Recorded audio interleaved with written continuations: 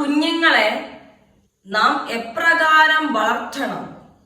ഇന്ന് തലമുറകൾ നശിച്ചുകൊണ്ടിരിക്കുന്ന തലമുറകൾ, മാതാപിതാക്കളെ അനുസരിക്കാത്ത തലമുറകൾ, സമൂഹത്തിന് തന്നെ വളരെ ബുദ്ധിമുട്ടായിക്കൊണ്ടിരിക്കുന്ന തലമുറകൾ എന്നൊക്കെ പറയുമ്പോൾ അതിനെല്ലാം കാരണക്കാർ സ്വന്തം കുടുംബങ്ങൾ തന്നെയാണ്, സ്വന്തം മാതാപിതാക്കൾ തന്നെയാണ്. കാരണം അവർ ദൈവത്തെ ആരാധിക്കുവാനായി ആലയത്തിൽ കടന്നു പോകും, പക്ഷേ കുഞ്ഞുങ്ങളെയോ ആലയത്തിലേക്ക് കൊണ്ടുവരുവാൻ താല്പര്യപ്പെടുത്തില്ല.